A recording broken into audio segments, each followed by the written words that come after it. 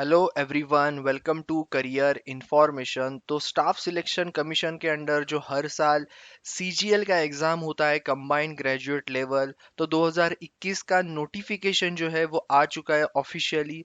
Okay, तो वो जो नोटिफिकेशन है उस बारे में इस वीडियो में मैं आपसे बात करूंगा। क्या क्या आपका एलिजिबिलिटी क्राइटेरिया है, कौन से पोस्ट है, एग्ज़ाम कब होने वाला है, और सबसे इम्पोर्टेंट कौन से डॉक्यूमेंट्स आपको कैसे अपलोड करने हैं, स्पेशली फोटोग्राफ। ओके, तो बात करेंगे सबसे पहले जो इसका नोटिफिकेशन है वो ऑलरेडी 5 दिन हो चुके हैं। आप एप्लीकेशन कर सकते हो 23 तारीख से लेके 23 जनवरी तक आप इसको फिल कर सकते हो। उसके बाद में इसका जो फी पेमेंट का लास्ट डेट है वो 25 तारीख है। 23 तारीख तक आप अप्लाई कर सकते हो। ऑफलाइन चलन भी आप यहाँ पे जनरेट कर सकते हो या फिर आप भर सकते हो, तो उसकी डेट जो है वो है 27 जनवरी।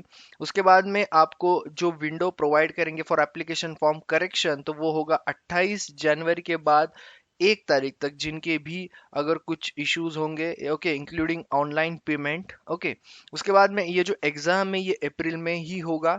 अगर कोई कोविड का अगेन कोई पैंडेमिक का कोई चक्कर नहीं रहा, मतलब कोई लॉकडाउन नहीं रहा, तो एसएससी का ये एग्जाम जो है वो अप्रैल में ही हो जाएगा, अनलेस एंड अनटिल कोई अगर प्रॉब्लम नहीं होता है। Okay, dates of tier two examination और डिस्क्रिप्टिव जो पेपर टीयर 3 और टीयर 2 की बात करेंगे, तो वो आपका जब एग्जाम हो जाएगा टीयर 1 का, उसके बाद आपको पता चल जाएगा। बात करेंगे detail of the post. Okay, बहुत से बच्चों को ये पता ही होगा, जो बच्चे ऑलरेडी इसको दे चुके हैं। ओके, और जो नए बच्चे, उनको मैं यहाँ पे जो पोस्ट है वो आपको एक बार जस्ट रिवाइज करवा देता हूँ। तो लगभग यहाँ पे जो पोस्ट है वो है 36 पोस्ट।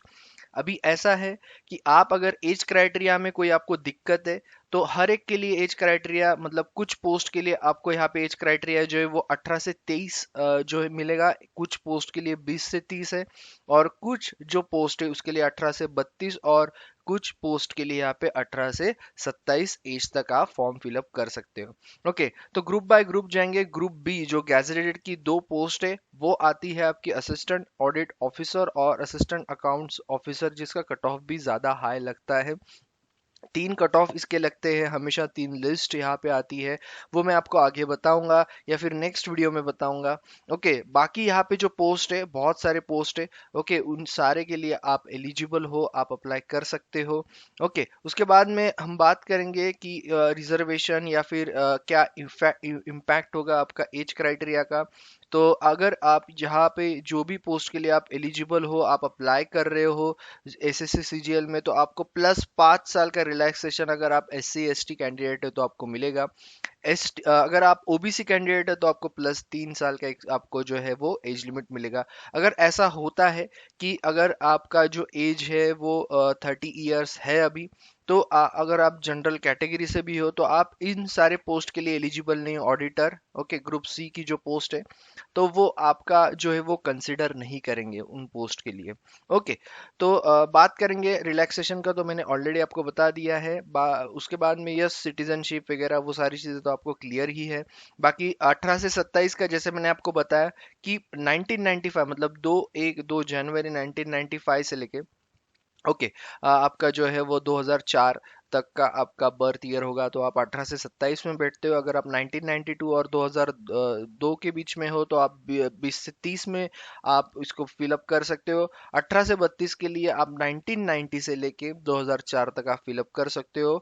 ओके, और 18 से 30 के लिए जो है वो आपका 1992 से लेके 2004 के लिए। ओके, उसके बाद में रिलैक्सेशन ऑलरेडी मैंने आपको इंफॉर्मेशन में बता दिया है कि क्या क्या रिलैक्सेशन आपको यहाँ पे मिलेगा आपका कैटेगरी वाइज। ओके, उसके बाद में हम बात करेंगे नेक्स्ट, जो सबसे इम्पोर्टेंट आपका जो है वो है एजुकेशनल क्वालिफिकेशन। तो इसेंशियल एजुकेशनल क्वालिफिकेशन जो है, सबसे पहला जो पोस्ट है यहाँ पे असिस्टेंट ऑडिट ऑफिसर, जिसको AAO शॉर्ट फॉर्म में, और या फिर असिस्टेंट अकाउंट्स ऑफिसर का जो दूसरा पोस्ट है, दोनों के लिए जो एलिजिबिलिटी क्राइटेरिया है वो bachelor degree from the recognised university, desirable qualification अगर आप चार्टर्ड अकाउंट या फिर कॉस्ट एंड मैनेजमेंट अकाउंट, या फिर इसमें अगर आपका कुछ है तो आपको यहाँ पे आप प्रीफर प्रीफर तो नहीं बोल सकते, लेकिन ये डिजायरेबल चीज़ें हैं। ओके, उसके बाद में जैसे कि एज क्राइटेरिया ऑलरेडी मैंने आपको बता दिया पोस्ट वाइज। ओके, तो इसमें मैं आपको सिर्फ एजुकेशन बैकग्राउंड आपका क्या चाहिए वो मैं आपको बताऊंगा। बाद में नेक्स्ट जो है वो जूनियर स्टैटिस्टिकल ऑफिसर की जो पोस्ट है वो है बैचलर डिग्री आपका आगे। Okay, or with 60% in mathematics at 12th standard level, या फिर bachelor degree any subject with statistics as one of the subject at a degree level. Statistical investigator grade 2 की जो पोस्ट है यहाँ पे भी आपका bachelor degree with any subject with the statistics as one of the subject okay आपका होना चाहिए। Assistant in National Company Law Appellate Tribunal का जो पोस्ट है जिसको हम NCLAT के नाम से जानते हैं, जो है आपका बैचलर डिग्री आपका चाहिए सिर्फ। उसके बाद में नेक्स्ट जो पोस्ट है जो NHRC मतलब research assistant in national human rights commission के अंडर आपका यहाँ पे जो है वो चाहिए है आपका जो है बैचलर डिग्री चाहिए सिर्फ। और डिजायरेबल क्वालिफिकेशन जो है 1 year research experience in recognised university या फिर कोई इंस्टीट्यूट में अगर आपका है तो आपको यहाँ पे अच्छी एक पोस्ट मिल सकती है। उसके बाद में ऑल अदर पोस्ट जो ये सारे पोस्ट है उनको छोड़ के बाकी पोस्ट के लिए आपका bachelor degree from recognised university. Okay, बस इतना ही चाहिए तो आप सारे पोस्ट के लिए एलिजिबल हो। लेकिन अगर आपका एज का कोई इशू होता है तो ही आप कोई पोस्ट के लिए आप एलिजिबल नहीं रहोगे। ओके, अप्लाई कैसे करना है? अप्लाई सबसे पहले तो आपको करना है यहाँ से, जो मैंने आपको स्टार्टिंग में बताया। यहाँ पे आपका यूजर नेम पासवर्ड यहाँ से आपको फिलअप करना है, लॉगिन करके आप अप्लाई कर सकते हो। अगर आपका अब तक एसएससी के साइट पे लॉगिन नहीं हुआ है तो आपको यहाँ पे रजिस्टर नाउ पे क्लिक करना है। अगर आप ऑलरेडी रजिस्टर हो तो आप यहाँ पे आपका जो क्रेडेंशियल है वो आप यहाँ पे डाल के लॉगिन करके आप अप्लाई कर सकते हो। अगर आप पासवर्ड आपको याद नहीं तो फॉरगेट पासवर्ड पे भी आप पता कर सकते हो अगर आप रजिस्टर हो। क्योंकि एक चीज याद रखना, आप एक ही वन टाइम रजिस्टर कर मतलब आप अगर आप हो तो आपको लॉग इन करके ही इसको अप्लाई करना है जो आपके क्रेडेंशियल होंगे। अगर आपको नहीं पता है तो फॉरगॉट पासवर्ड पे आप जा सकते हो। इसका लिंक मैं आपको डिस्क्रिप्शन में दे दूंगा और नोटिफिकेशन का भी लास्ट में आपको दे दूंगा। बात करेंगे क्या क्या चीजें आपको यहाँ पे चाहिए, तो आपको चाहिए फोटोग्राफ। ओके, पासपोर्ट साइज 20 से लेके 50 KB। The photograph should not be more than 3 months old from the date of publication of notice of examination। यही सबसे इम्पोर्टेंट चीज है जो बच्चों ने इससे पहले भी गलतियां की थी। तो आपका जो डेट होना चाहिए जब आप वो फोटो आपने यहाँ पे अपलोड कर रहे हैं वो फोटो आपकी 3 महीने अंदर की होनी चाहिए जो इसका नोटिस एग्जामिनेशन का है। मतलब अगर इसका 23/12 है तो आप उसको 23/9 से लेके 23/12 के बीच में ही आपका डेट होना चाहिए। साइज भी यहाँ पे दिया है 3.5 सेंटीमीटर से लेके 4.5 centimetre. If the photo proper photograph is not uploaded bye candidate his candidature will be cancelled. तो ये सबसे इंपॉर्टेंट, और आपका वो जो है ये चीज भी याद रखना कि आपका उस बीच में डेट होना चाहिए। ओके, उसके बाद में और एक नोटिस उन्होंने जो जारी किया था साइट पे उसके बारे में आपको बता दूं। ये था instruction for the photographs. Okay, तो इसमें जो दिया है एक चीज याद रखना कि आपका फोटोग्राफ जो है वो ऐसा होना चाहिए एक्सेप्टेबल, यही है। ये बाकी जो है अगर आपके ऐसे कुछ फोटोग्राफ्स अगर आप अपलोड करोगे या आपका टू स्मॉल भी हो, मोस्टली होता है कुछ बच्चों का, तो आपका जो है वो फॉर्म रिजेक्ट हो सकता है। वैसे आपको बाद में विंडो दिया जाएगा ओके, जो ऑलरेडी मैंने बताया 28 के बाद, लेकिन आप पहले ही इसको अच्छे से एक बार चेक कर लो क्योंकि फॉर्म रिजेक्ट होते हैं, बहुत से बच्चों के हुए थे। 100 रुपीज इसकी फीस है। ओके, बाकी मैंने ऑलरेडी चलन की वगैरह आपको फीस जो है वो बता दी है। विंडो मैंने जो बताया कि एप्लीकेशन फॉर्म करेक्शन का जो अभी वो लोग देने लगे हैं क्योंकि बीच में बहुत सारे बच्चों के इश्यूज हुए थे फोटोग्राफ से लेके। 28 जनवरी से लेके आपका एक जो है फेब्रुआरी तक आपको एक विंडो प्रोवाइड किया जाएगा जिसमें आप उसमें करेक्शन कर सकते हो। बात करेंगे सेंटर। आपको फॉर्म फिलअप करते टाइम आपका जो रीजन है उसके हिसाब से आपको सेंटर यहाँ पे प्रोवाइड करना है। ओके, आप जो भी रीजन में आते हो, अगर आप सेंट्रल रीजन में आते हो आप ये सारे जो सेंटर्स है उसके लिए आप यहाँ पे आप सेंटर डाल सकते हो। ओके, तो उस हिसाब से आपको यहाँ पे सेंटर्स बहुत सारे होते हैं, आपके नज़दीक में जो भी होंगे आप उसको चूज करके यहाँ पे लिख सकते हो। ओके, उसके बाद में स्कीम ऑफ द एग्जामिनेशन सबसे इंपॉर्टेंट। तो tier 1, tier 2, tier 3 and tier 4। Tier one और टीयर टू जो है वो कंप्यूटर बेस्ड एग्जामिनेशन होता है। उसके बाद में tier three pen and paper mode, मतलब आपका डिस्क्रिप्टिव टाइप का पेपर वहां पे होगा। और टीयर फोर जो है वो है आपका कंप्यूटर प्रोफिशिएंसी टेस्ट या फिर डेटा एंट्री स्किल टेस्ट जिसको हम बोलते हैं। ओके, तो बात करेंगे सबसे पहले टीयर वन की आगे। ओके, टीयर वन का डेट जैसे मैंने आपको बता दिया, अब तक डेट तो कंफर्म नहीं हुआ, लेकिन अप्रैल में ये एग्जाम होना तय है अगर कोई दिक्कत नहीं हुई। टीयर वन बात करेंगे। ओके, तो टीयर वन में जो है आपका एग्जाम, ओके, वो कैसा होगा, तो आपको जो होता है रीजनिंग 25 क्वेश्चन 50 मार्क्स, एक क्वेश्चन 2 मार्क्स के लिए होता है। जनरल अवेयरनेस 25 क्वेश्चन 50 मार्क्स, एप्टी 25 question 50 marks, and again English भी आपका 25 क्वेश्चन एंड 50 मार्क्स का ये होता है। ये टीयर वन की बात कर रहा हूं मैं। 1 आवर का सिर्फ ये पेपर रहेगा। कोई भी सेक्शनल कट ऑफ एसएससी के अंडर नहीं होता है, ये चीज याद रखना। तो आपको ऐसा नहीं है कि आप सारे सेक्शंस में आपके अच्छे मार्क्स होने चाहिए, लेकिन मिला के आपके जो है वो कट ऑफ क्लियर होने चाहिए। कट ऑफ का वीडियो मैं आपको आगे प्रोवाइड कर दूंगा। ओके, तो फिलहाल ये चीज है कि आप प्रिपरेशन के लिए लग जाओ, चारों सेक्शन अच्छे से करो। उसके बाद में टीयर टू की बात करेंगे। बहुत से बच्चे सिलेक्ट हो जाते हैं टीयर टू में, बहुत बच्चे, लाखों बच्चे सिलेक्ट हो जाते हैं, लेकिन टीयर टू में फिर दिक्कत आती है, इसलिए आपको प्रिपरेशन स्टार्टिंग से ही रखना पड़ता है। पेपर वन जो होता है आपका टीयर टू का, वो 100 मार्क्स का, 100 नंबर आपके होते हैं क्वेश्चंस एप्टी के, क्वांटिटेटिव एबिलिटीज के। ओके, और उसमें जो है नॉट एप्टी, इट इज क्वांटिटेटिव एबिलिटी, उसमें आपके 200 marks, 2 hours for each paper. Okay, तो आपका paper one, paper two, paper three and paper four. Paper two आपका होता है इंग्लिश लैंग्वेज एंड कॉम्प्रिहेंशन। इसमें भी आपके लगभग जो क्वेश्चन है वो 200 क्वेश्चन 200 मार्क्स, स्टैटिस्टिक्स के 100 क्वेश्चन 200 मार्क्स, और general studies finance and economics के 100 क्वेश्चंस और 200 मार्क्स, ऐसा पूरा पेपर होता है। टीयर वन की निगेटिव मार्किंग की बात करेंगे तो एक क्वेश्चन यहाँ पे अगर आपको 2 मार्क्स के लिए, तो आपका 1/4 जो होता है निगेटिव मार्किंग वो होता है 0.5 मार्क्स। ओके, आपका अगर कोई जवाब जो है वो गलत हो जाए। टीयर टू की बात करेंगे तो 0.25 for each wrong answer. Okay, in paper two, क्योंकि वहां पे आपका 1 मार्क्स के लिए एक क्वेश्चन है। बाकी जगह पे paper one, paper three and paper four के लिए आपका जो रहेगा वो 0.5 रहेगा, क्योंकि 1/4 आपका वो होता है। उसके बाद में टीयर थ्री की बात करेंगे, पेन एंड पेपर मोड, जिसको डिस्क्रिप्टिव टेस्ट हम बोलते हैं, जो इन इन इंग्लिश या फिर हिंदी में आप दे सकते हैं, जिसमें आता है आपका ऐसे राइटिंग। ओके, उसके बाद लेटर राइटिंग, एप्लीकेशंस, ये सारी चीजें इसमें होती है। 100 मार्क्स का ये होता है आपका पेपर, 1 आवर आपको ड्यूरेशन दिया जाता है। टीयर फोर का जो होता है वो होता है डेटा एंट्री स्पीड, या फिर जो भी आपका पोस्ट होगा उसके हिसाब से आपका प्रोफिशिएंसी टेस्ट यहाँ पे होता है। सिलेबस की बात करेंगे टीयर वन के लिए, क्योंकि फिलहाल आपको ज्यादा फोकस टीयर वन को करना है, लेकिन ये भी चीज याद रखनी है कि आपको बाद में जाके टीयर टू भी देना है। टीयर वन के लिए यहाँ पे रीजनिंग का सिलेबस ऑलरेडी दिया है, थोड़ा बहुत आसान होता है रीजनिंग, जिसमें सबसे ज्यादा स्कोर भी होता है। जनरल अवेयरनेस ठीक ठाक होता है। ओके, आप जिसमें आप मिनिमम तो भी स्कोर कर पाओगे ऐसा होता है। उसके बाद में बाकी आप इन डिटेल यहाँ पे देख सकते हो। मैं बाद में आपको ये जो लिंक है, अगेन मैं आपको जो ऑलरेडी बताया हो कि मैं प्रोवाइड कर दूंगा, आपको कहीं पे भी जाने की जरूरत नहीं है, ऑनलाइन एप्लीकेशन भी आपको यहीं से करना है। ओके, उसके बाद में अगर कोई क्वेरी आप पूछ सकते हो कमेंट बॉक्स में, आपको तुरंत रिप्लाई मिल जाएगा।